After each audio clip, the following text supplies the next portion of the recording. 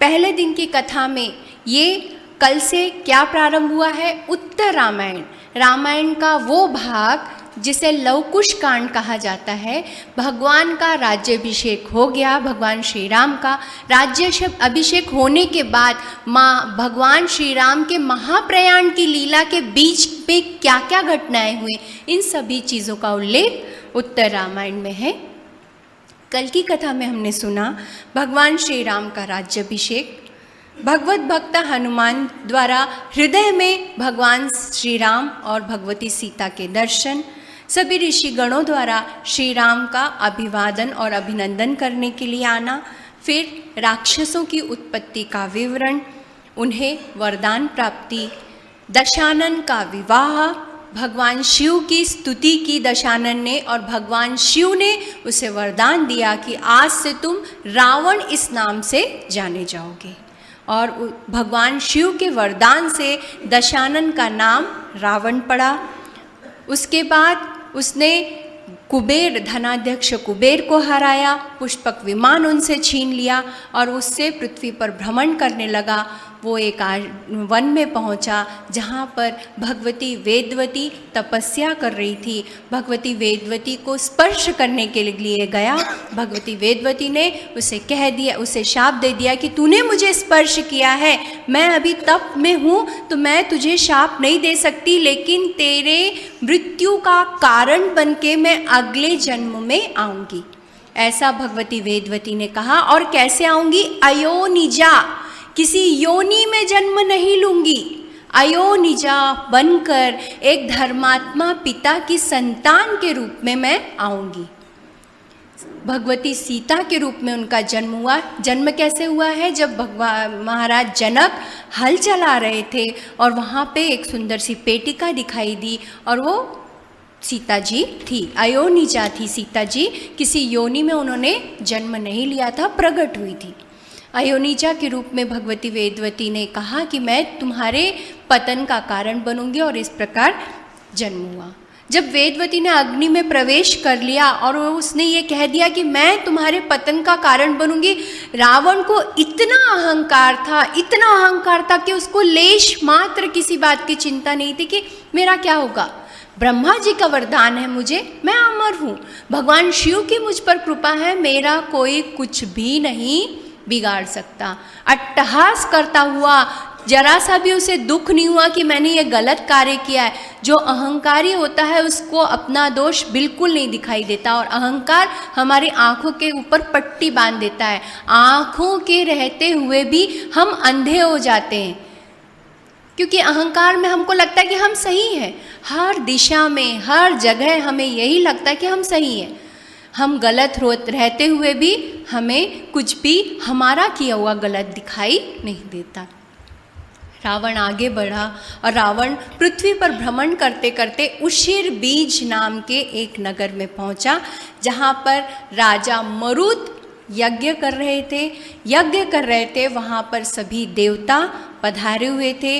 मैंने आपको कल बताया था कि इसने वैश्रवण ने तपस्या की थी, ब्रह्मा जी से वरदान प्राप्त किया था कि मुझे वरदान चाहिए। ब्रह्मा जी ने कहा बताओ, तो उसने कहा कि मुझे लोकपाल बनना है। ब्रह्मा जी ने कहा 3 लोकपाल हैं, देवराज इंद्र, वरुण और यम, और चौथे लोकपाल माने धनाध्यक्ष कुबेर के रूप में तुम चौथे लोकपाल बनोगे। तो ये सभी देवता राजा मरुत के यहाँ यज्ञ में आए हुए थे।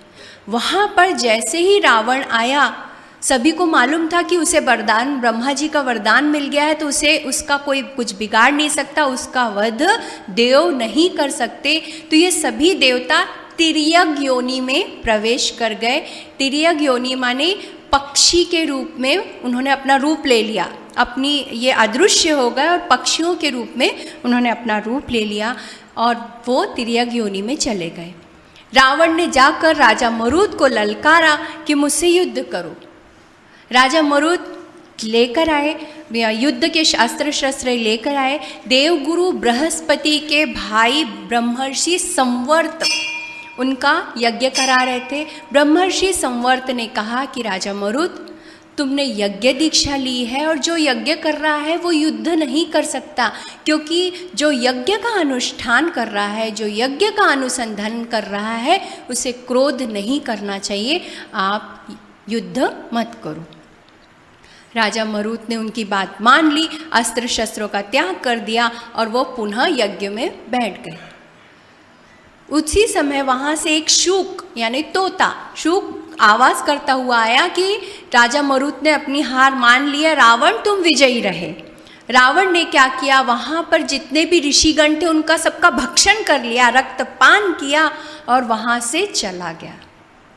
और जैसे ही रावण गया, ये सभी देवता जिन्होंने तिर्यक योनि में प्रवेश किया था, पक्षियों का रूप धारण किया था, वो पुनः प्रकट हुए और उन्होंने जिस जिस पक्षी का रूप धारण किया था उसे उसे वरदान दिया।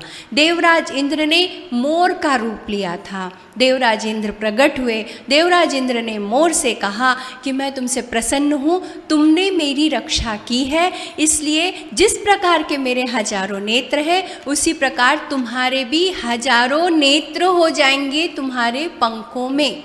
पहले मोर केवल नीले रंग का होता था, जब देवराज इंद्र ने उसे वरदान दे दिया तो उसके पंख वो सुनहरे हो गए। उसके बाद कुबेर जो थे, धनाध्यक्ष कुबेर, उन्होंने कौवे का रूप लिया था, काक, कौवे का रूप लिया था। यज्ञ की शाला की छत पर बैठे हुए कौवे के पास वो गए, काक के पास गए और उन्होंने कहा कि तुमने मेरी रक्षा की है, इसलिए नहीं, कुबेर नहीं, सॉरी, यमराज ने कौवे का रूप लिया था, यमराज ने कौवे का रूप लिया था। उन्होंने कहा कि तुमने मेरी रक्षा की है, इसलिए मैं तुम्हें वरदान देता हूँ कि अन्य प्राणियों की तरह तुम्हें किसी भी प्रकार का कभी कोई रोग नहीं होगा और जब तक कोई मनुष्य या प्राणी तुम्हारा वध ना कर दे तब तक तुम्हारी मृत्यु भी नहीं होगी, ये मैं तुम्हें वरदान देता हूँ। और उन्होंने बताया कि मैं यमराज हूँ, जो मनुष्य जन्म मृत्यु की पीड़ा से ग्रसित होते हैं, जो पुण्य करते हैं उसका फल भी मैं देता हूँ, जो पाप करते हैं उसका भी फल मैं ही देता हूँ, किंतु मैं तुम्हें वरदान देता हूँ कि जो मनुष्य दुख से पीड़ित है, भूख से पीड़ित है, उसके परिवार के लोग अगर तुम्हें भोजन कराएंगे तो ऊपर वहाँ पर यमलोक में उस मनुष्य की क्षुधा शांत होगी, उसकी भूख मिट जाएगी। ये कौवे को यमराज भगवान ने वरदान दिया। उसके बाद धनाध्यक्ष जो कुबेर थे, उन्होंने गिरगिट का रूप लिया था, सरडा माहित है ना, गिरगिट का रूप लिया था। उन्होंने गिरगिट को वरदान दिया कि आज से तुम सुनहरे हो जाओगे। जो सरडा होता ना पहिले काळा होता, सोनेरी रंग, कोणताही रंग तो घेऊ शकत नव्हता। धनाध्यक्ष कुबेर ने उसे वरदान दिया कि तुम कोई भी रूप, कोई भी रंग प्राप्त कर सकोगे, अपने अनुसार, निसर्ग के अनुसार तुम रंग बदल सकोगे और ये जो तुम्हारा काला जो रंग है वो समाप्त हो जाएगा, आज से तुम सुनहरे हो जाओगे। ये धनाध्यक्ष कुबेर ने गिरगिट को वरदान दिया। चौथे थे वरुण देव। वरुण देव ने हंस का रूप धारण किया था। उन्होंने हंस को बताया कि तुम चंद्र के समान उज्जवल हो जाओगे। पहले हंस पूर्ण सफ़ेद नहीं था, उसके पंख जो थे नीले रंग के थे थोड़े से, और पैर के साइड का भाग, दुर्वा का जो अग्रभाग होता ना, दुर्वा, उसका भाग उस कलर के और काले थे। पूरा सफ़ेद हंस नहीं था। जब वरुण देव ने उसे वरदान दिया हंस को, तब से वो पूर्ण श्वेत हो गया। और इस प्रकार देवराज इंद्र ने मोर को वरदान दिया, यमराज ने कौवे को वरदान दिया, धनाध्यक्ष कुबेर ने गिरगिट को वरदान दिया और वरुण देव ने हंस को वरदान दिया। और वो सभी देवता राजा मरुत के साथ स्वर्गलोक चले गए। इधर रावण पुनः आगे बढ़ा। राजा मरुत को जीतने के बाद रावण और अहंकारी हो गया, मदमस्त हो गया कि अब इतने बड़े राजा को भी मैं हरा दिया, वो सब भी और जाता। और सभी देवताओं को सभी राजाओं को ललकारता, सभी क्षत्रियों को ललकारता, मुझसे युद्ध करो नहीं तो अपनी पराजय स्वीकार करो। सभी को ललकारता। कुछ राजा बोलते थे कहाँ रक्तपात करेंगे, रावण से कोई जीत नहीं सकता, देवता भी नहीं मार सकते उसे, यक्ष नहीं मार सकते, गंधर्व नहीं मार सकते, दानव नहीं मार सकते, कोई नहीं मार सकता है उसे, तो फिर हम उससे युद्ध करके हमारा खुद का नुकसान क्यों करें। इसलिए बहुत सारे राजाओं ने पराजय स्वीकार कर ली, जिसमें राजा दुष्कंथ, सुरथ, गाधी, गय और पुरुरवा, ये सभी राजाओं ने रावण से पराजय स्वीकार कर ली। हम पराजय स्वीकार करते हैं रावण, हम तुम्हारे अधीन हैं। उसके बाद आगे रावण राजा अनरण्य, नाम इतने कठिन हैं कि बहुत ही कठिन है, नाम सुने ही नहीं है कभी। ये जो उत्तरकांड के जितने भी नाम हैं सभी बहुत कठिन है। राजा अनरण्य के यहाँ गया, कहाँ? अयोध्या में। अयोध्या के राजा थे राजा अनरण्य, वहाँ पर रावण गया और रावण ने राजा अनरण्य को ललकारा है और उन्होंने कहा कि मुझसे युद्ध करो अथवा पराजय स्वीकार कर लो। राजा अनरण्य ने उसकी दिग्विजय की वार्ता सुन रखी थी, इसलिए उन्होंने कहा, उन्होंने पूरी खूब सारी बड़ी सेना एकत्र करके रख ली थी। उन्होंने 10,000 हाथी सवार, 1 लाख घुड़सवार, बहुत सारे पैदल, बहुत बड़ी विशाल सेना एकत्र करके रखी थी। उन्हें मालूम था कि रावण दिग्विजय के लिए निकला है और वो अवश्य यहाँ पर आएगा। जैसे ही रावण आया अपनी सेना के साथ राजा बाहर आए, और जैसे ही राजा बाहर आए तो जैसे एक शेर को देखकर सारे हिरण बाकी सब प्राणी भाग जाते हैं, उसी प्रकार उसके जो सैनिक थे, मारीच, शुक, सारण, प्रहस्त, रावण के सैनिक, सारी राक्षस सेना अलग अलग इधर उधर भागने लगी राजा अनरण्य की शूरवीरता को देखते हुए। उसके बाद रावण और राजा अनरण्य में भीषण संग्राम हुआ, बहुत ज़्यादा संग्राम हुआ। राजा अनरण्य ने रावण को 800 बाण मारे हैं। 800 बाण मारने के बाद भी रावण में कुछ भी परिवर्तन नहीं हुआ, उसमें कुछ भी क्षति नहीं हुई, क्योंकि वो मर ही नहीं सकता था। देव, दानव, यक्ष कोई भी उसे मार ही नहीं सकता था ना। तो राजा ने जब 800 बाण मारने के बाद भी उसे कोई भी क्षति नहीं हुई और रावण को बहुत ज़्यादा क्रोध आया, उसने बहुत ज़्यादा शक्ति से प्रहार किया है और राजा अनरण्य को रथ से ढकेलकर पृथ्वी पर गिरा दिया। अब वो कांप उठे, भय से कांपने लगे, डर गए। रावण ने कहा कि तुमने मुझसे शत्रुता की, उसका परिणाम तुम देख लो, क्या मिला तुम्हें, मुझसे युद्ध करके क्या मिला। राजा अनरण्य ने कहा कि मैंने युद्ध तो किया, शूरवीरता तो की, शौर्य तो दिखाया, और तुमसे मैं परास्त नहीं हो रहा हूँ। तुम मेरे पतन का कारण नहीं हो, मेरे पतन का कारण काल है, इस काल से मैं पराजित हो रहा हूँ। इसलिए मुझे तुमसे किसी प्रकार का कोई भी, तुमसे पराजित होने का कोई भी दुख नहीं है। किंतु अगर मैंने जप, तप, साधना, होम जो भी किया है, अगर वो अच्छी तरह से हुआ है, मेरे फलीभूत होते हैं, तो मैं ईश्वर से प्रार्थना करता हूँ, मैं ये कहता हूँ कि इक्ष्वाकु वंश में एक महाप्रतापी वीर राजा होंगे, भगवान खुद अवतरित होंगे और इक्ष्वाकु वंश में भगवान श्री राम प्रकट होंगे और वो तुम्हारा वध करेंगे।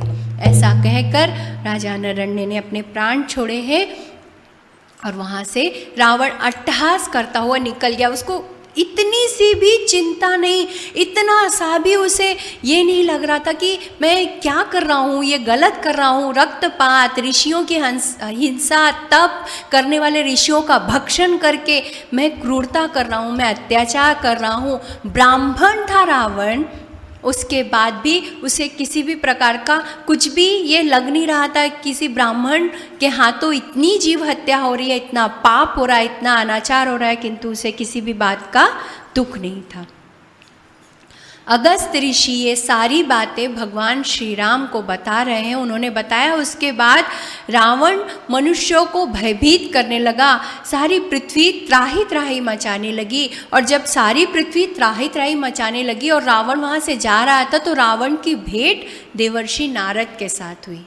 और जैसे ही देवर्षि नारद के साथ रावण की भेंट हुई, रावण ने देवर्षि को प्रणाम किया देवर्षि ने कहा तुम क्या कर रहे हो, तुम किसे मार रहे हो, तुम खूब शूरवीर हो, प्रतापी हो, अवध्य हो, तुम्हारा कोई वध नहीं कर सकता, किंतु मनुष्य को क्यों हानि पहुंचा रहे हो, वो खुद ही मृत्यु से के भय से वैसे ही पहले ही मरे हुए हैं, रोग से ग्रसित हैं, वृद्धता उन्हें प्राप्त होती है, सभी कुछ है उनको, बड़े बड़े संकटों से घिरे रहते हैं, हमेशा ये कोशिश में लगे रहते हैं, इस प्रयास में लगे रहते हैं कि मेरा कल्याण हो, फिर मनुष्य को क्यों मार रहे हो, तुम तो खुद ही श्रेष्ठ हो, ज्येष्ठ हो, अगर तुम्हें ललकारना हो तो यमलोक जाओ, भगवान यमराज को ललकारो, तुम मनुष्य को क्यों तकलीफ दे रहे हो, तुम्हारे वश में है तो तुम उन्हें जीत लो, उन्हें जीत लिया यानी सबको जीत लिया और तुम वहाँ जाओ।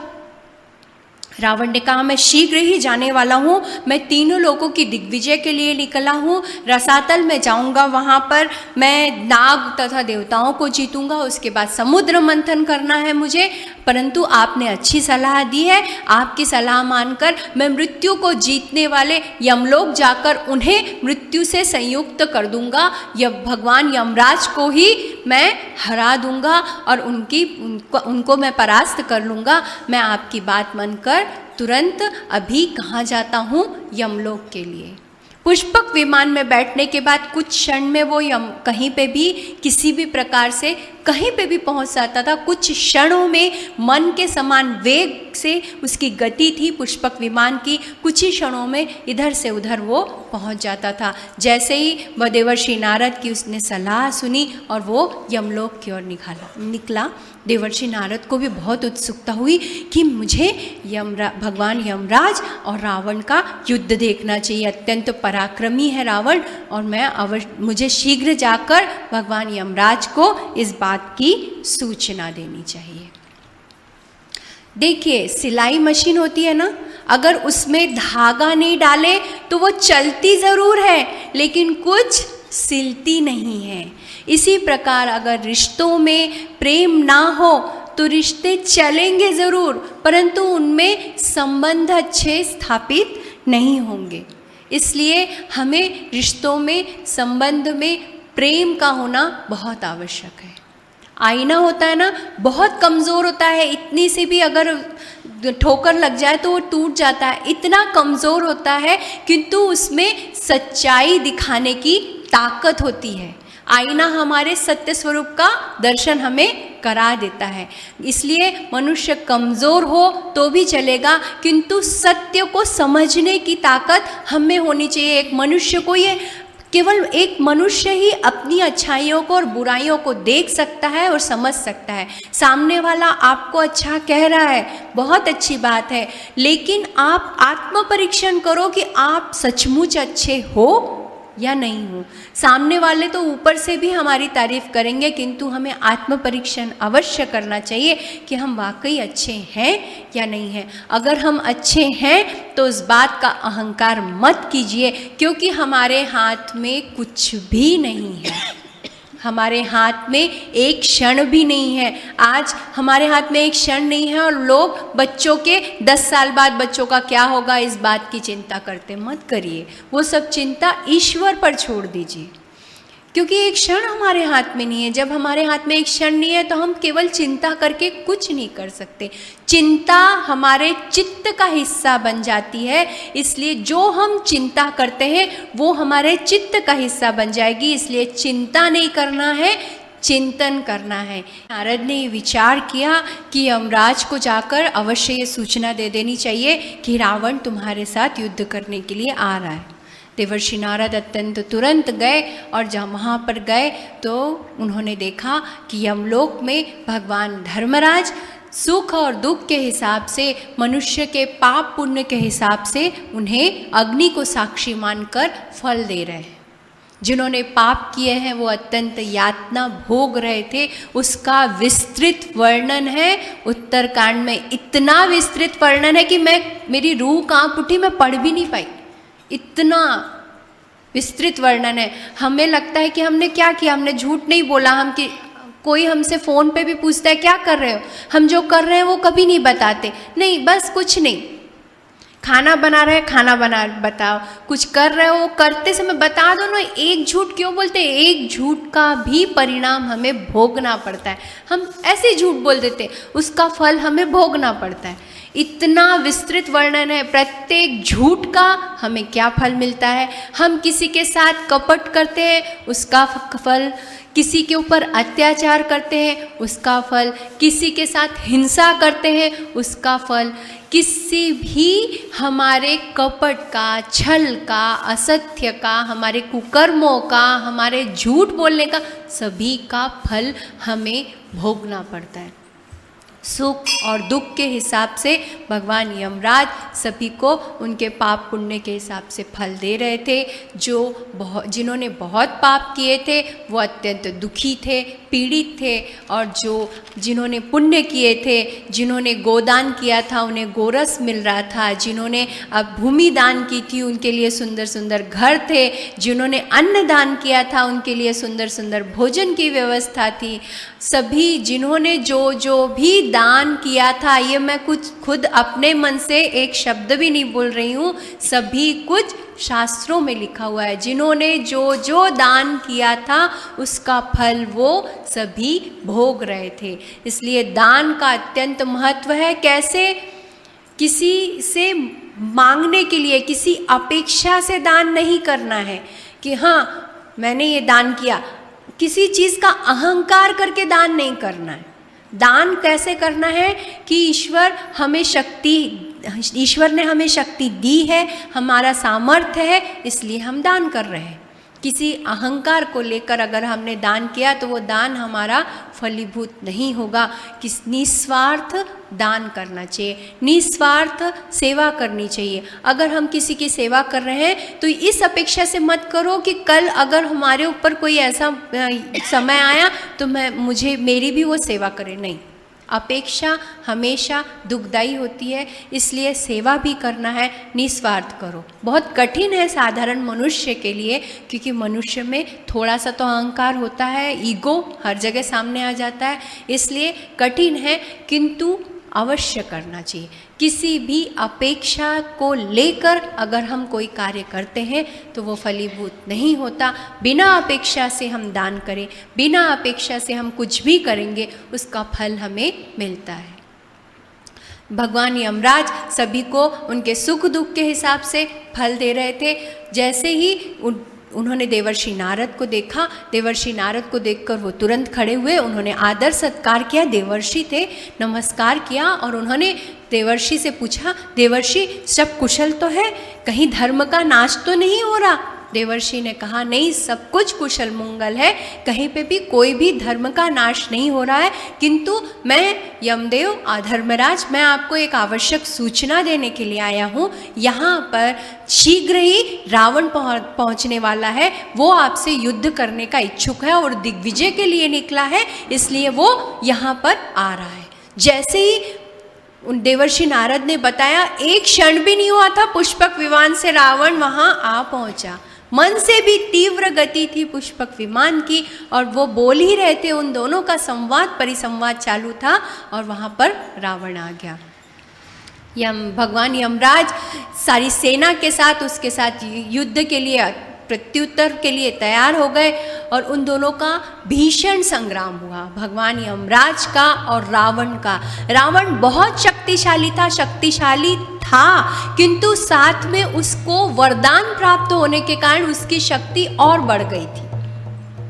दोनों का भीषण युद्ध हुआ, और जैसे ही भगवान यमराज ने देखा कि इसे मैं मार नहीं सकता हूँ, उन्होंने काल दंड का स्मरण किया, और जैसे ही काल दंड का स्मरण किया, भगवान ब्रह्मदेव प्रकट हो गए, और भगवान ब्रह्मदेव ने भगवान यमराज से कहा, धर्मराज से कहा कि यमराज, तुम काल दंड का प्रयोग मत करो, क्योंकि रावण को देवता नहीं हरा सकते, वो देवताओं से हार नहीं सकता, वो अवध्य है।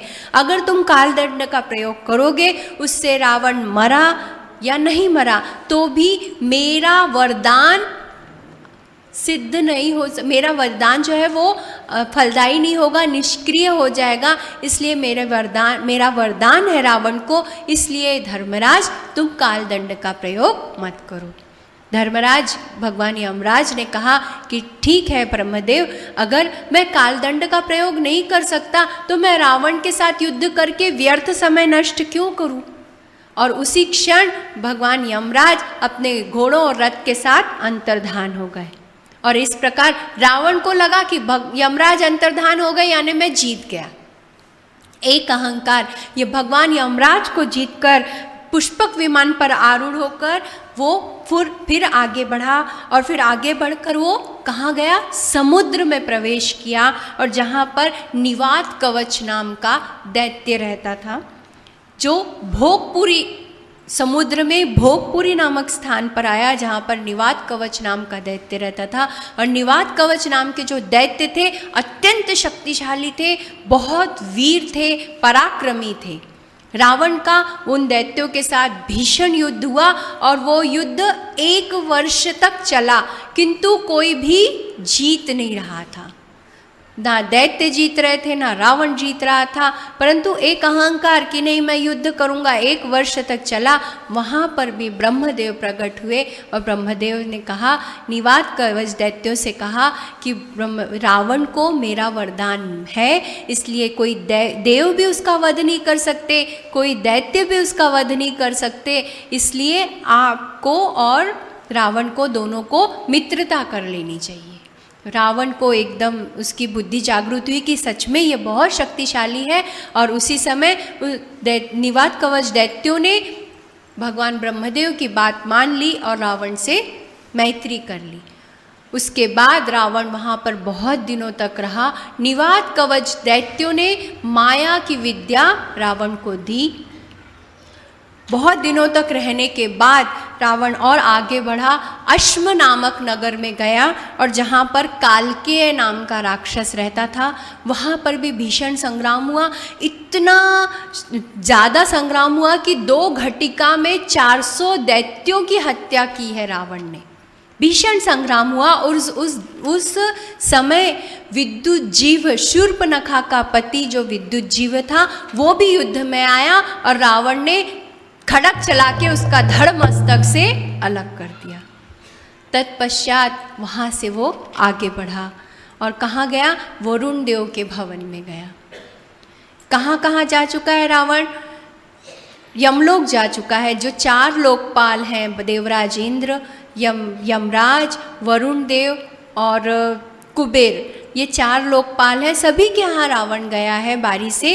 और वरुण देव के भवन में गया जहाँ पर सुरभि नाम की गाय थी, जिसके स्तन से दूध गिर रहा था। ऐसा कहा जाता है सुरभि के दूध से ही क्षीर सागर बना है।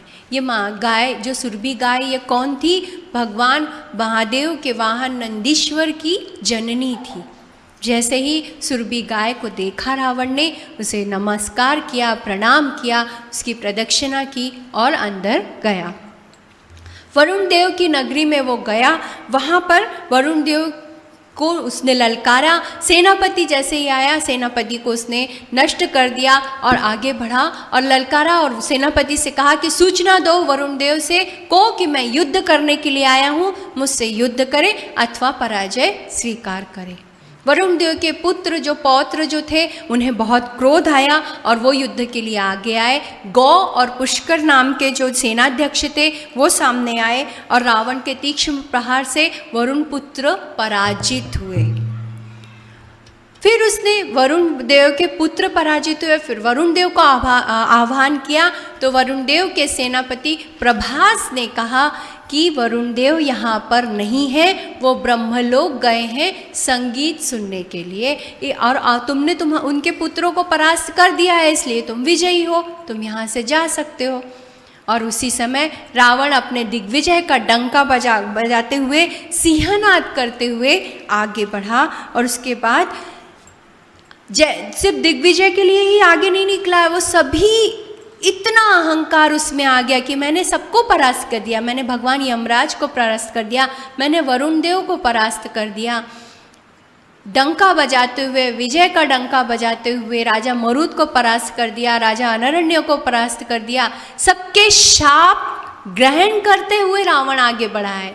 हम जब राम कथा सुनते हैं तो हमें केवल एक स्त्री का शाप नजर आता है, किंतु उत्तरकांड में सभी चीज़ों का सूक्ष्म विवरण है। इतने शाप रावण ने ग्रहण किए हैं, उसके बाद उसका पतन हुआ है, क्योंकि बहुत प्रतापी था, शूरवीर था, बुद्धिमान था, किंतु उसके बहुत सारे दुर्गुणों ने उसका विनाश किया है। बुद्धिमान, शक्तिशाली, शूरवीर, बलाढ्य तो था, किंतु उसमें एक बहुत बड़ा दुर्गुण था, वो कामुक था, कामातुर था। आगे बढ़ा वो पुष्पक विमान से। अब उसको ये इस बात का तो इतनी सी भी चिंता नहीं कि मैं ये गलत कर रहा हूँ, मैं अत्याचार कर रहा हूँ, मैं अनाचार कर रहा हूँ। आगे बढ़ता गया और उसने क्या किया, देवता दानवों की कन्याओं का अपहरण किया।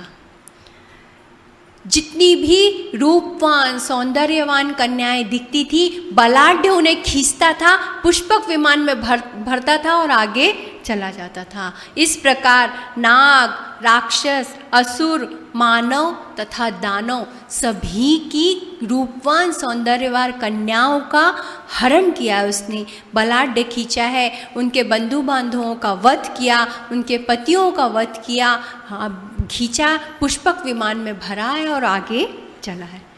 जब जैसे ही इतनी सभी कन्याओं का उसने अपहरण किया, सारी कन्याएं विलाप करने लगी, भय शोक से रुदन करने लगी। उनके करुण क्रंदन से, ऐसा कहा उल्लेख है कि उनके करुण क्रंदन से पुष्पक विमान भर गया। इतना विलाप सभी कन्याओं ने किया है और सभी इतना रो रही हैं। कोई कह रही है कि मेरा छोटा सा बेटा मेरे बगैर कैसे रहेगा, कि कोई कह रहे हैं मेरी माता पिता का क्या होगा, कोई कह रही है मेरे पति को भी नहीं ज्ञात मेरा इस प्रकार रावण ने अपहरण किया है। सभी का करुण क्रंदन। कोई अभी नवजात शिशु को जन्म देकर आई थी, किसी का अभी अभी विवाह हुआ था, कुछ कुंवारी थी, सभी प्रकार की स्त्रियों का उसने बलाढ्य अपहरण किया, पुष्पक विमान में रखा और चला गया। सभी करुक्रंदन कर रही हैं और सभी रावण को शाप दे रहे हैं। इस प्रकार का कुकर्म करना, एक स्त्री के बंधु बांधवों की हत्या करना, उसके माता पिता की हत्या कर उसे बलाढ्य ले जाना, ये कभी भी सही नहीं होता। इसके कुकर्म ही इसे पराजित करेंगे, इसके मृत्यु का कारण बनेंगे और एक स्त्री ही इसके मृत्यु का कारण बनेगी। इस प्रकार का शाप सभी स्त्रियों ने दिया, सभी पतिव्रता साध्वी स्त्रियों ने दिया। और वो पुष्पक विमान से जा रहा था, जैसे ही शाप दिया तो रावण का मुखमंडल निस्तेज हो गया। देखिए, कभी भी किसी की दुआएं लेनी चाहिए, किसी का शाप मत लो। शाप माने ऐसा नहीं होता कि किसी ने पहले के ज़माने में, सतयुग में, त्रेता युग में बहुत वीर तपस्वी ऋषि हुआ करते थे, तो वो शाप देते थे तो वो फलीभूत हो जाता था। तो ऐसा नहीं है कि आज भी शाप फलीभूत नहीं होते। किसी ने हृदय से, दिल से हमको बद्दुआएं दे दी तो वो बद्दुआएं हमें लगेंगी ही। किसी के दिल को हमने बहुत दुखा दिया है तो उसका शाप हमें लगने ही वाला है, 100% लगने वाला है। किसी की बद्दुआएं लेकर जिंदगी मत जियो, जीना ही नहीं है। इससे अच्छा चुप रहो। किसी हमारे क्रोध से, हमारे बोलने से किसी को दुख होता है, हमारे बोलने से कोई आहत होता है, हमारे किसी प्रकार के क्रोध करने से किसी को पीड़ा होती है, तो वो काम कभी मत करो। किसी की बद्दुआएं लेकर जिंदगी जीने से बेहतर है कि हम मर जाएं। जीवन में अगर हमें जीना है तो सबके सुख का कारण बनो, किसी के दुख का कारण हमें कभी नहीं बनना चाहिए। यह बात अवश्य याद रखिए। रावण का मुखमंडल निस्तेज हो गया ये स्त्रियों के शाप के कारण। सभी को लेकर वो कहाँ पहुँचा है? लंका में पहुँचा। लंका में पहुँचा तो शूर्पणखा रोते रोते आई और रोते रोते उसने कहा कि भैया रावण, आपने ये क्या कर दिया? आपने अपनी बहन के जामाता की हत्या कर दी, अपने बहन के पति की हत्या कर दी, अपनी बहन को विधवा बना दिया। आप शूरवीर हैं, बलाढ्य हैं, किंतु ऐसा कुकर्म करते हुए आपको लज्जा नहीं आई, शर्म नहीं आई? आपने मेरे सौभाग्य को नष्ट कर दिया। रावण ने उसे हाथ से उठाया, उसे समझाया कि मुझे क्षमा करो शूर्पणखा, मैं इतना क्रोध में था और सभी दैत्यों का मैं वध कर रहा था, और उसी समय अचानक विद्युत जीव सामने आया और मेरे हाथों ये गलती हो गई, मुझसे बहुत बड़ी भूल हुई है, मुझे क्षमा करो। शूर्पणखा ने कहा, अब आप क्या करोगे? मेरे सौभाग्य को आप वापस ला सकते हो? नहीं ला सकते। आपने बहुत बड़ा कुकर्म किया है, आपने एक बहन को विधवा बना दिया। रावण ने कहा, बिल्कुल चिंता मत करो, तुम मेरे ऐश्वर्यशाली भाई, घर जो है वो अत्यंत ऐश्वर्यशाली है, दंडकारण्य में वो रहता है, 14,000 सैन्य के साथ वहाँ जाने वाला है, तुम वहाँ पर चली जाओ। खर कौन था? रावण का मौसेरा भाई, मावस भाऊ होता। तो खर के साथ तुम 14,000 सैन्य के साथ दंडकारण्य में चले जाओ और वहाँ पर ऐश्वर्यशाली जीवन व्यतीत करो। उसका अत्यंत शूरवीर सेनापति है दूषण, उसके साथ तुम दंडकारण्य में रहो और यहाँ से जाओ। शूर्पणखा ने रावण की बात मान ली और वो ऐश्वर्यशाली जीवन जीने के लिए दंडकारण्य की ओर चली गई। कोई भी मनुष्य किस बात को किस तरह समझता है, ये उसकी मानसिकता तय करती है। हम किसी भी बात को किस तरह समझते हैं, ये हमारी मानसिकता तय करती है। कोई किसी की थाली से खाना छीन कर आनंदित होता है, कोई अपने थाली का किसी को देकर आनंदित होता है। हम क्या समझते हैं, किसी भी बात को किस तरह समझते हैं, यह हमारी मानसिकता तय करती है। किंतु एक बात तो बिल्कुल सच है, किसी की थाली से छीनकर कभी किसी का पेट नहीं भरता और अपनी थाली का किसी को देने वाला कभी भूखा नहीं रहता। ये बात हमेशा ध्यान रखिए। किसी से छीन कर हम सुख नहीं ले सकते। हमें अगर सुखी होना है तो किसी के सुख को छीन नहीं सकते। हम अगर दूसरों को सुखी करेंगे तो हम सुखी हो जाएंगे। जिस हाथ से आप देना चाहेंगे, जिस हाथ से आप दोगे, दान दोगे तो फल मिलेगा। जो करोगे, हमें खुशी चाहिए, सभी को खुशी चाहिए, सभी को सुख चाहिए, तो फिर दो, जो दोगे वो मिलेगा। हमें लगता है हमारे बच्चे हमारा आदर करें, तो आप आदर करो, आप अपने से बड़ों का आदर करो। हमें लगता है हमें जीवन में शांति चाहिए, तो दूसरों को शांति दो। हमें लगता है हमारे बच्चे बाद में हमारी सेवा करें, तो आप सेवा करो। जो आप करोगे वो आपको मिलेगा। जैसा बीज हम बोएंगे वैसा ही पौधा निकलेगा। करेले का बीज डाला और हमें लगेगा आम निकले, तो आम निकलने वाला नहीं है। जैसा करोगे वैसा भरोगे, जैसी करनी वैसी भरनी। और हमें लगता है कि हमारे जीवन में दुख आता है, तो पहले देखिए, अपना भूतकाल देखिए, हमने किसी को दुख इस प्रकार का दिया है तो हमारे जीवन में आया। और हमारे प्रारब्ध, मनुष्य के सुख और दुख जब बैलेंस होते हैं, सुख और दुख बराबर हो जाते हैं, तब मनुष्य योनि में जन्म मिलता है। जब हमारे सुख भी उतने ही हैं, दुख भी उतने हैं, जब समान हो जाते हैं तब हमें मनुष्य योनि में जन्म मिलता है। सुख दुख के समन्वय के साथ जब हम मनुष्य योनि में जन्म लेते हैं तो हमारे कुकर्म हमारे जीवन में दुख लाते हैं, हमारे सत्कर्म हमारे जीवन में सुख लाते हैं। रावण वो सभी स्त्रियों को लेकर कहाँ आ गया? लंका में। आते आते वो निकुंभिला उपवन में रुका, जहाँ पर मेघनाद दैत्य गुरु शुक्राचार्य के द्वारा तप कर रहा था, यज्ञ कर रहा था। वहाँ पर वो रुका। मेघनाद से मिलने के लिए रावण वहाँ पर आया, मेघनाद को हृदय से लगा लिया और उससे पूछा, तुम ये क्या कर रहे हो? दैत्य गुरु शुक्राचार्य ने बताया कि तुम्हारा पुत्र अत्यंत शक्तिशाली है, प्रतापी है, तपस्वी है। उसने यज्ञ के अनुष्ठान किए हैं, 7 यज्ञ के अनुष्ठान किए हैं। कौन से? अग्निष्टोम, अश्वमेध, बहुस्वर्णक, राजसूय, गोमेध और वैष्णव।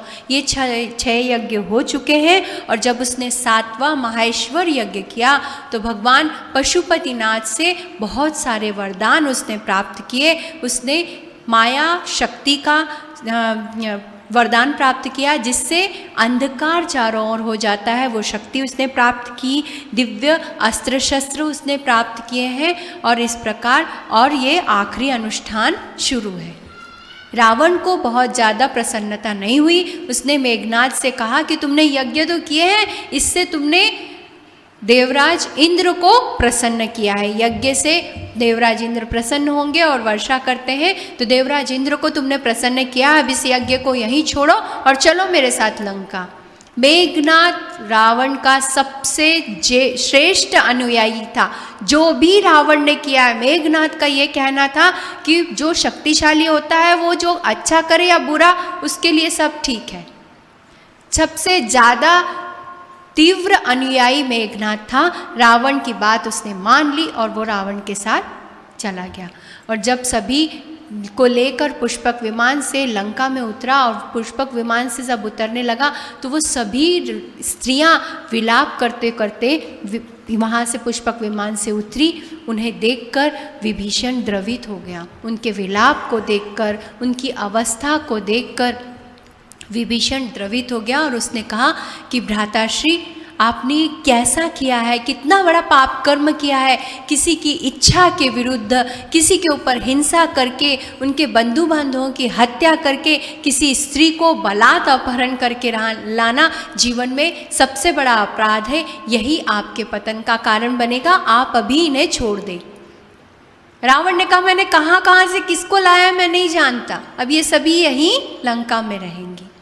विभीषण ने कहा, अभी भी सावध हो जाइए। आपके ये कुकर्मों के कारण ही हमारी मौसेरी बहन कुंभीनसी का अपहरण हुआ है।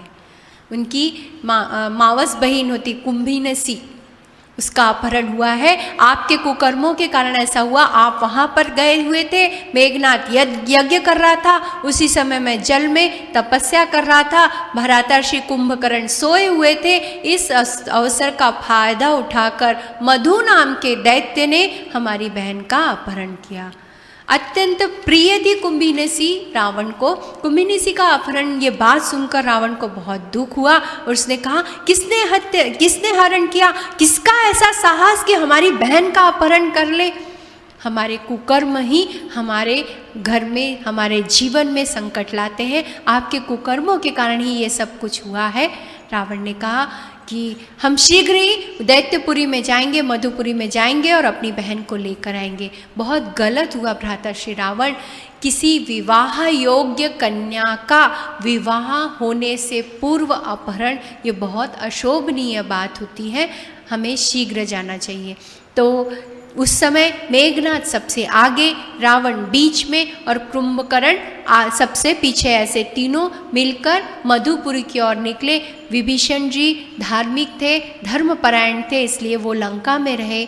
मधुपुरी पर जैसे ही सामना किया, उनकी बहन सामने आ गई। रावण की बहन कुंभीनिसी सामने आई और उसने हाथ जोड़कर कहा कि आप जिस आक्रमण के लिए आए हैं मुझे क्षमा करिए।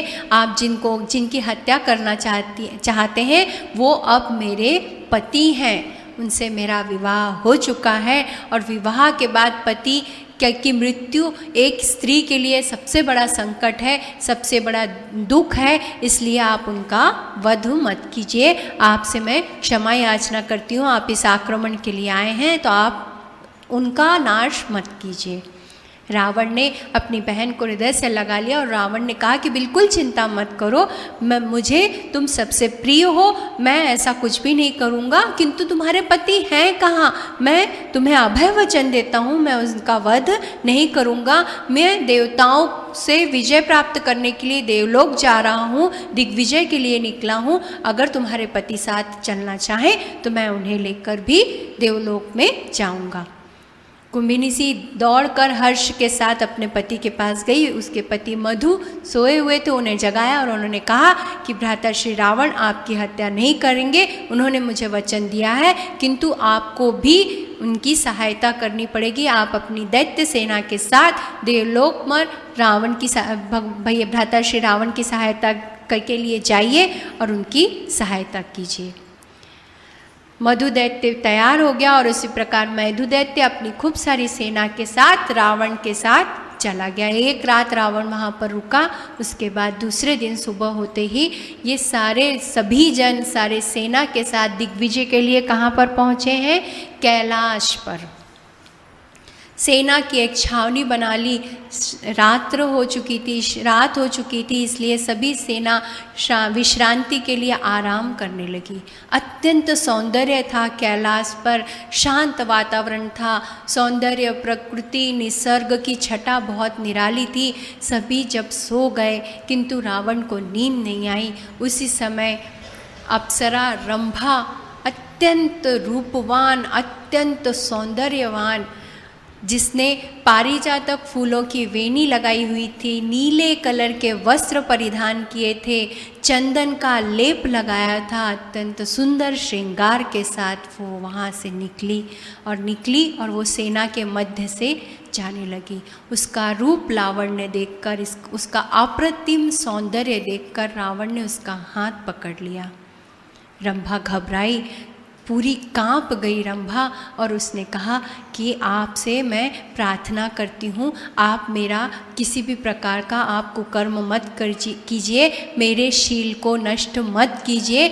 आप मेरे पिता तुल्य हैं, आपके भाई कुबेर के पुत्र नलकूबर की मैं प्रेयसी हूँ।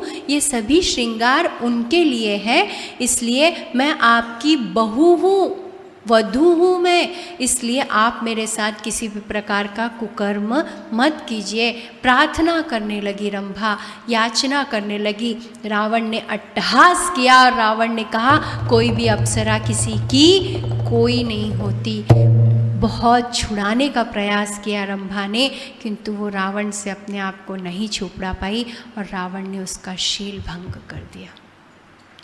कांपते हुए, डर कर कांपते हुए, थर थर कांपते हुए, लजाते हुए, सकुचाते हुए वो अपने प्रियतम नलकूबर के पास पहुंची और वहां जाकर उसने सारी घटना बताई कि ऐसा ऐसा हुआ है और इस तरह का मेरा शील भंग हुआ है। अत्यंत दुख करती हुई, विलाप करती हुई, करुण क्रंदन करते हुई, मन से असंख्य शाप देती हुई वो वहाँ से निकली है। कितने शाप! कल हमने 3 शाप सुने, आज हमने 4 शाप सुन लिए, अभी ये 5वां शाप। इतने शाप उसने लिए, कितनी बद्दुआएं ली है रावण ने।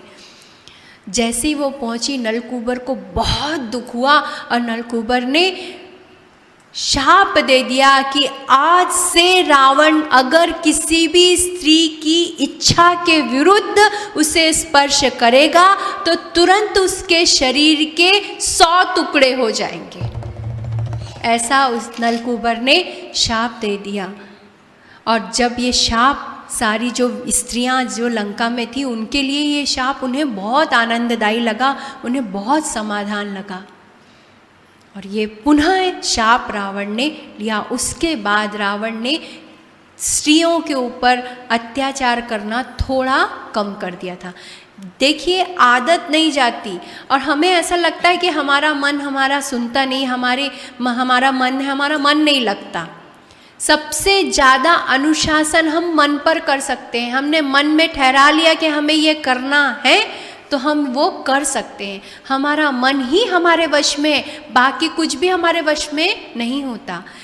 तो मन जो है, मन को वशीभूत बनाने के लिए, मन को अपने अंडर में रखने के लिए, हमारे मन से हम अच्छा भी कर सकते हैं, हमारे मन से हम बुरा भी कर सकते हैं। हमारे मन को अपने वश में रखने के लिए अभ्यास करना पड़ता है। हमारा मन क्यों नहीं लगेगा भगवान की कथा सुनने में? हमारा मन क्यों नहीं लगेगा पूजा में? हमारा मन क्यों नहीं लगेगा साधना में? अगर हमने नियंत्रण रखा मन पर और समझा इस बात को कि क्या हमारे लिए उत्तम है, क्या हमारे लिए गलत है, क्या हमारे लिए सही है, तो हमारा मन वो करने के लिए उद्यत अवश्य होगा। हम पूजा करने आते हैं, मन से अगर हमने पूजा की तो वो पूजा फलदायी होती है। हमने पूजा कर ली, ऐसे लिया भगवान को, फटाफट नहला दिया, कुमकुम लगा दिया, फूल लगा लिया, नमस्कार कर लिया, भगवान टाटा बाय बाय, कल सुबह फिर मिलेंगे। ऐसी पूजा नहीं की तो सबसे बेहतर। पूजा करनी है, पूजा यानी पूर्ण समर्पित होकर भगवान के पास जाना, उसे पूजा कहा जाता है। पूर्ण समर्पित होकर जाना वो पूजा है। आधे अधूरे मन से जाना वो पूजा नहीं है। वो हम मनोरंजन के लिए करें, सुबह नहा धो के भगवान की पूजा तो करनी ही पड़ती है, इसलिए कर जाना। एक काम बोल के भगवान की पूजा बिल्कुल मत कीजिए। अनुशासन प्रिय, हम भगवान की पूजा कर रहे हैं पूर्ण समर्पित होकर। 5 मिनट, भगवान को घंटा भर बैठने की ज़रूरत नहीं है, आवश्यकता नहीं है। 5 मिनट हमने भगवान के पास दे दिए तो वो भी हमारे जीवन में पुण्य लाएंगे। अगस्त ऋषि ये सारी बातें भगवान श्री राम को बता रहे हैं, क्योंकि वहाँ वो सब गए हैं। मैंने कल की कथा में बताया, सारे ऋषिगण भगवान श्री राम का अभिवादन करने के लिए वहाँ पर गए, और उनका अभिवादन करते समय श्री राम ने पूछा है, और तब अगस्त ऋषि भगवान श्री राम को ये सारी बातें बता रहे हैं। उसके बाद रावण कहाँ गया? इंद्रलोक में। इंद्रलोक में वो गया। देवराज इंद्र ने जब सुना कि रावण आ रहा है तो उन्होंने अपने सभी देवगुणों को सावध कर दिया। हे आदित्यों, हे वसुओं, हे साधुओं, हे रुद्रों, हे मरुदगणों, सभी को सावधान कर दिया कि हमें युद्ध करना है रावण से।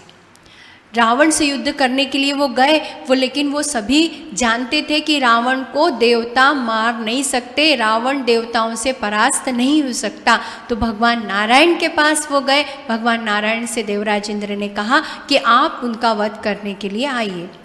रावण ने कहा, नारायण ने कहा कि रावण को ब्रह्मदेव का वरदान है और वो समय अभी नहीं आया है, उसका वध करने का समय अभी नहीं आया है, किंतु मैं संकल्प लेता हूँ कि मैं ही निश्चित रूप में अवतरित होऊंगा और मैं ही उनके वध का कारण बनूंगा, रावण के वध का कारण बनूंगा। अभी आप युद्ध कीजिए, मैं अभी नहीं आ सकता। युद्ध तो करना है, रावण आया, वो देवताओं से मर नहीं सकता, किंतु युद्ध तो करना पड़ेगा। सभी आए और सभी ने युद्ध किया। बहुत भीषण संग्राम हुआ है, और भीषण संग्राम हुआ, हाहाकार हो गया। सभी देवताओं को देवराज इंद्र ने कहा कि रावण देवताओं से मर नहीं सकता, इसलिए इसे बांध लो और पकड़ के रख लो। बांध लेंगे, हम इसका अपहरण कर लेंगे, इसको संरक्षण में कर लेंगे, तो उसको मार तो नहीं सकते, लेकिन बांध के तो रख सकते हैं। और जैसे ही ऐसा कहा, देवता उसके पास मारने के लिए आए। उसी समय मेघनाथ आया है। मेघनाथ को मायावी शक्ति मालूम थी। वो माया शक्ति से समस्त स्थान पर अंधकार कर सकता था, अंधकार की शक्ति उसे मालूम थी। उसने माया से वो आया, और माया से आकर उसने क्या किया? रावण को छुड़ाया है, देवराज इंद्र को बंदी बनाने लगा, अंधकार कर लिया। तो इतनी अघटित घटनाएं हुई। देवता देवताओं का वध कर रहे थे, राक्षस राक्षसों का वध करने लगे, क्योंकि अंधकार था, किसी को कुछ दिखाई नहीं दिया। उसी समय देवराज इंद्र को मेघनाथ ने बंदी बना लिया, और मेघनाथ ने बंदी बनाकर वो जाने लगा। मेघनाथ ने बंदी बनाया और उसके बाद रावण को छुड़ाया है, और रावण को छुड़ाकर मेघनाथ ने कहा, पिताश्री आप बिल्कुल चिंता मत कीजिए, आप निश्चिंत रहिए, आज मैंने देवराज इंद्र को बंदी बना लिया है। जैसे ही उसने कहा कि देवराज इंद्र को बंदी बना लिया, रावण को अत्यंत खुशी हुई है। उसे ये नहीं समझ में आया कि मैं भी बंदी बन चुका था। उसे इस बात का आनंद हुआ। उसने कहा कि तुमने मेरे कुल की लाज रख ली मेघनाथ, आज तुमने मेरे कुल को कलंकित होने से बचाया, मुझे बंदी होने से बचाया है। तुम मेरे कुल की लाज हो, मैं तुमसे अत्यंत प्रसन्न हूँ। सारे देवता घबरा गए, क्योंकि देवराज इंद्र अधीन हो गए थे मेघनाथ के। सभी देवता ये घबरा गए, ये सोचने लगे कि देवराज इंद्र को अगर मायावी शक्ति का ज्ञान होता तो वो बंदी नहीं बनते थे। इस प्रकार देवराज इंद्र को उसने बंदी बना लिया मेघनाथ ने, और लंका ले गया। सभी देवता पुकारने लगे ब्रह्मदेव को, और ब्रह्मदेव के संरक्षण में सभी देवता कहाँ पहुँचे हैं? लंका में। ब्रह्मदेव प्रकट हुए, और ब्रह्मदेव ने मेघनाथ से कहा कि मेघनाथ तुम्हारा शौर्य, तुम्हारा पराक्रम अतुलनीय है, अत्यंत तुम बलशाली हो। तुमने इंद्र को परास्त किया है, इसलिए आज से ये संसार तुम्हें इंद्रजीत के नाम से जानेगा। आज से मैं तुम्हारा नया नाम करता हूँ इंद्रजीत। तुमने इंद्र को जीता है, इसलिए आज से ये संसार तुम्हें इंद्रजीत कहेगा। और तुम देवराज इंद्र को छोड़ दो, उसके बदले में तुम जो चाहते हो वो मांग लो, मैं तुम्हें वरदान देने को तैयार हूँ। मेघनाद ने कहा कि ब्रह्मदेव, अगर आप मुझसे प्रसन्न हैं तो मुझे अमरत्व का वरदान दे दीजिए। ब्रह्मदेव ने कहा कि पृथ्वी लोक का कोई भी मनुष्य अमर नहीं है, मैं तुम्हें अमरत्व का वरदान नहीं दे सकता। अमरत्व के अलावा तुम कोई भी वरदान मांगना चाहो तो मैं तुम्हें देता हूँ। मेघनाद ने कहा कि मुझे एक बहुत सुंदर दिव्य रथ दीजिए और मुझे ये वरदान दीजिए कि अगर मैं वो रथ पर बैठा रहूं तो मेरा कोई अंत ना कर पाए और मैं होम करके, यज्ञ करके, माता का यज्ञ करके युद्ध के लिए निकलूं तो मुझे कोई परास्त नहीं कर पाए। इसके अलावा मुझे एक और वरदान दीजिए कि जो 14 वर्ष तक पत्नी के बिना रहा हो, जिसने 14 वर्ष तक खड़ा रहा हो, जो 14 वर्ष तक सोया ना हो, पत्नी के बिना रहा हो, 14 वर्ष तक कुछ खाया और पिया ना हो, ब्रह्मचर्य का व्रत का पालन कर रहा हो, वही मेरा वध कर सके। दुनिया की कोई सी भी ताकत हम भगवान से मांगेंगे तो भी हम अपनी मृत्यु को टाल नहीं सकते। ब्रह्मदेव ने कहा तथास्तु, सभी चीज़ों का ऑप्शन, सभी चीज़ों का पर्याय मेरे पास है। हिरण्यकश्यपु ने क्या वरदान मांगा था? मुझे ये भी नहीं मार सके, मुझे वो भी नहीं मार सके, मुझे ये भी नहीं हो सके, मैं दिन में मरूं नहीं, रात में मरूं नहीं, कोई महीने में मरूं नहीं। भगवान ने कहा तथास्तु, सभी चीज़ों का पर्याय मेरे पास है। तुम्हें देवता भी नहीं मारेंगे, मानव भी नहीं मारेंगे, पशु भी नहीं मारेगा, दिन में भी नहीं मरोगे, रात में भी नहीं मरोगे, कोई महीने भी नहीं मरोगे। इसलिए भगवान ने अधिक मास निकाला है। 12 महीने के बाद एक महीना आता है अधिक मास, उसका निर्माण केवल हिरण्यकश्यपु के वध के लिए हुआ है। ना दिन में मरा है हिरण्यकश्यपु, ना रात में मरा है, संध्या काल में मरा है, ना घर में मरा है, ना घर के बाहर मरा है, घर चौखट में मरा है। ना अस्त्र से मरा है, ना शस्त्र से मरा है, नाखूनों से मरा है, ना मनुष्य ने मारा है, ना पशु ने मारा है। हिरण्यकश्यपु को भगवान नरसिंह ने मारा है। दैत्यों को ये लगता था, रावण को भी यही लगता था कि मैंने भगवान से वरदान मांग लिया तो मेरा कोई भी अंत नहीं कर सकता।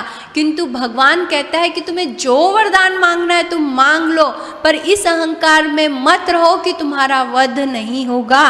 तुम्हें तो एक ना एक दिन मरना ही है। जब ये सब हो रहा था, ये घटना हुई, तो देवराज इंद्र का पुत्र था जयंत। वो कभी भी युद्ध में अवध्य था, उसे किसी ने भी उसका वध नहीं किया था। उसने भी आकर युद्ध किया है, किंतु देवराज इंद्र को बचा नहीं सका। ब्रह्मदेव ने कहा तथास्तु, और मेघनाद को बहुत ज़्यादा आनंद हुआ। मेघनाद ने पिताश्री से कहा, पिताश्री आज मैंने तप से वरदान प्राप्त नहीं किया, मैंने अपने पराक्रम से वरदान प्राप्त किया है। आज तक सभी दैत्यों ने तप से वरदान प्राप्त किया था, आज मैंने अपने पराक्रम से वरदान प्राप्त किया। और यही घटना थी कि सभी ऋषियों ने कहा था कि रावण और कुंभकर्ण का वध हुआ, वो आश्चर्यकारक बात नहीं थी प्रभु श्री राम, किंतु मेघनाद का वध जो आपने लक्ष्मण के द्वारा हुआ है वो अत्यंत आश्चर्यकारक बात थी। पहले दिन की कथा में जब श्री राम ने पूछा कि मेघनाद रावण से ज़्यादा शक्तिशाली क्यों था, उसका समापन आज होता है कि हाँ, रावण से भी ज़्यादा शक्तिशाली, रावण से भी ज़्यादा तपस्वी, रावण से भी ज़्यादा मेघनाद बुद्धिमान था। उसने देवराज इंद्र को परास्त किया था, इसलिए उसका नाम पड़ा था इंद्रजीत। देखिए, धैर्य और साहस ये मनुष्य की जीवन को दिशा देने वाले श्रेष्ठ गुण होते हैं। इन्हें जो आत्मसात कर लेता है वही जीवन में सफल होता है, विजयी होता है। कमज़ोर तभी रुकते हैं जब वो थक जाते हैं। कमज़ोर तभी रुकते हैं जब वो थक जाते हैं। विजेता तभी रुकते हैं जब वो जीत जाते हैं। हमें अगर किसी भी मंजिल को पाना है, कोई भी दिशा में विजयी होना है, तो तब तक नहीं रुकना है जब तक हम जीत नहीं लेते। विश्लेषण यही है कि अगर हमारा भगवान की पूजा में मन नहीं लगता, अगर हमारा भगवान के ध्यान में मन नहीं लगता, अगर हमें भगवान के जप में, तप में, भजन में मन नहीं लगता, तो तब तक नहीं रुकना है जब तक हम अपने आप को समर्पित ना कर ले पूर्ण रूप से। भगवान को समर्पित होकर ही हम भगवान के हो सकते हैं। भगवान केवल समर्पण चाहते हैं। भगवान कहते हैं तेरी रचना मैंने की है, किंतु रचना करने के बाद तू भूल गया मैं कौन हूँ। मैंने तेरी जीवन की रचना की है। सृष्टिकर्ता ब्रह्मा ने पृथ्वी की रचना की, उसके बाद मनुष्य की रचना की, किंतु हम ये भूल गए कि हमारी रचना करने वाला रचनाकार कौन है। हम इस संसार में फंस गए, इस संसार में इतने लीन हो गए, भोग विलास में इतने लीन हो गए कि हम उस भोग में भगवान को भूल गए। भोग में रहना है, किंतु भगवान को कभी भी भूलना नहीं है। ब्रह्मदेव ने देवराज इंद्र को छुड़ाया। इंद्रजीत को वरदान दे दिया कि तुमने जो चाहा है वो तुम्हें मैं वरदान देता हूँ, तुम्हारी सारी मनोकामना पूर्ण होगी, तुम्हें अद्वितीय शक्ति प्राप्त होगी, अद्वितीय रथ प्राप्त होगा, और जब यज्ञ अनुष्ठान करके तुम किसी भी युद्ध के लिए जाओगे तो कोई भी तुम्हें युद्ध में परास्त नहीं कर पाएगा। इसीलिए विभीषण जी ने कहा था कि लक्ष्मण जी से कहा था कि मेघनाथ यज्ञ कर रहा है, उस यज्ञ को भंग करो, नहीं तो मेघनाथ को कोई मार नहीं सकता। ये सब रामायण की कथा में आता है। ब्रह्मदेव ने वरदान दिया था। लक्ष्मण जी 14 वर्ष तक सोए नहीं थे, पत्नी के बिना वो रहे थे। 14 वर्ष तक वो जागे थे, खड़े रहे थे, और उन्होंने कुछ भी भक्षण नहीं किया था। इसलिए लक्ष्मण जी द्वारा मेघनाथ मारा गया। ये सभी जो वरदान मेघनाथ को मिले थे, उसका भी पर्याय देवताओं के पास था कि कभी भी हमारा जीवन का शाश्वत सत्य है मृत्यु, और सबसे समीप है मृत्यु, जो हमें दिन प्रतिदिन हमारी मृत्यु के हम समीप जाते हैं। हम बर्थडे मनाते हैं, हमारा जन्मदिन मनाते हैं, लेकिन हमारी आयु की 1 साल बीत गई होती है। हम दिन प्रतिदिन मृत्यु के समीप जाते हैं, किंतु उसके बाद भी हमें इस बात का ज्ञान नहीं रहता कि हम किसके समीप जा रहे हैं। हमारे जीवन के अंतिम क्षणों के समीप हम जा रहे हैं। जीवन का शाश्वत सत्य है मृत्यु, जो हम नहीं टाल सकते। पृथ्वी लोक का प्रत्येक मनुष्य मरने वाला है, कोई भी अमर नहीं है।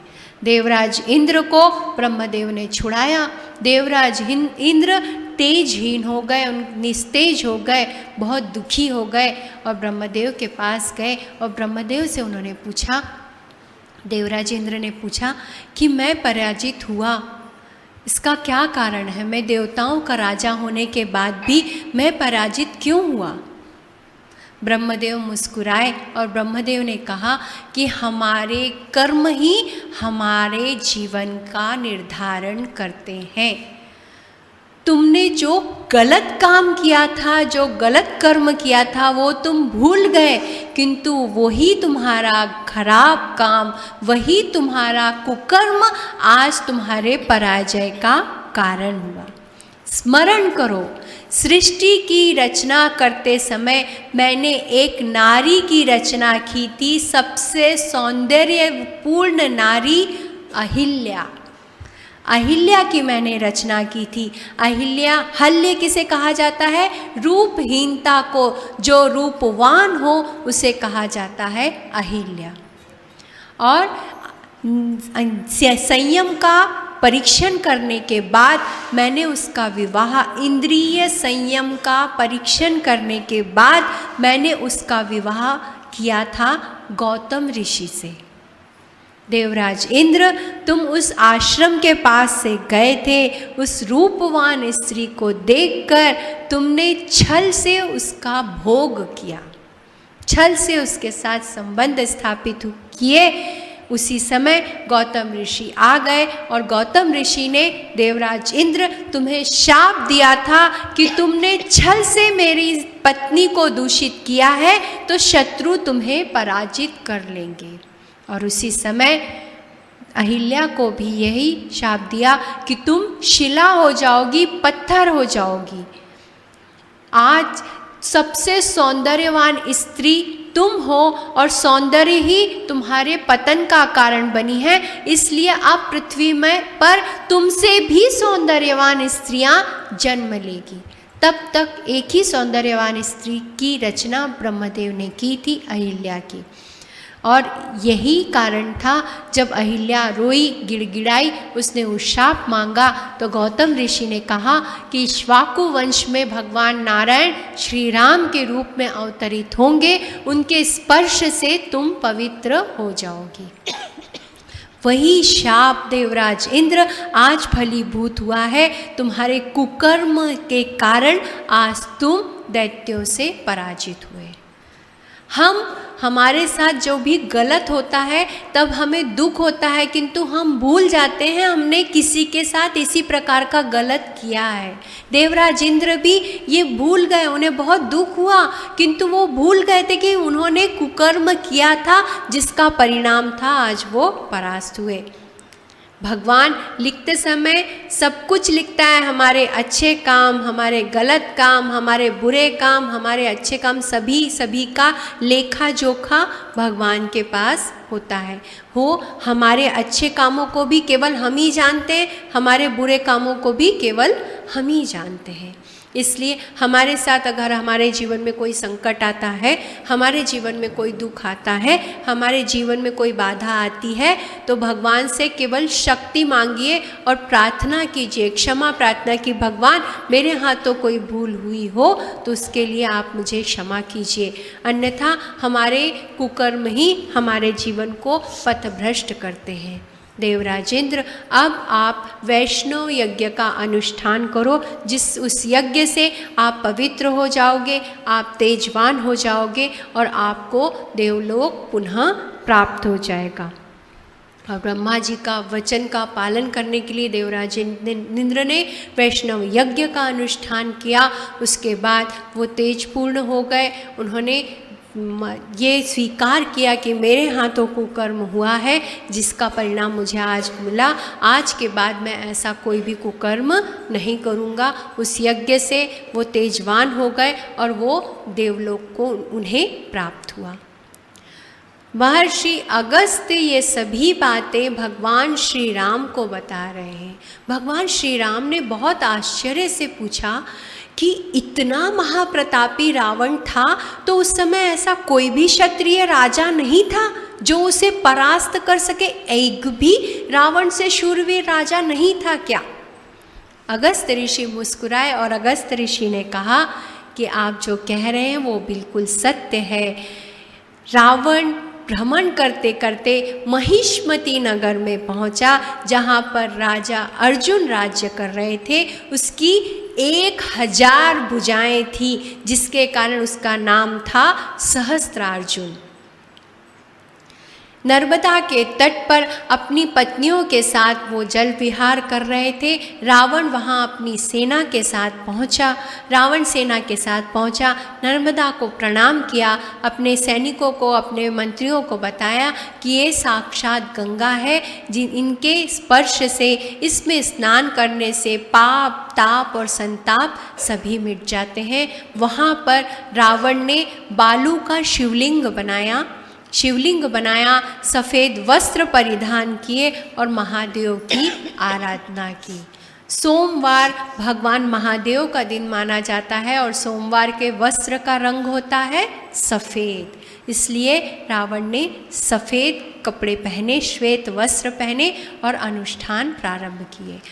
वहाँ पर सहस्त्रार्जुन अपनी पत्नियों के साथ जल क्रीड़ा कर रहा था और अपनी पत्नियों के साथ जल क्रीड़ा करते करते उसने क्या किया, अपने 1000 हाथों से नर्मदा के जल का प्रवाह रोक दिया।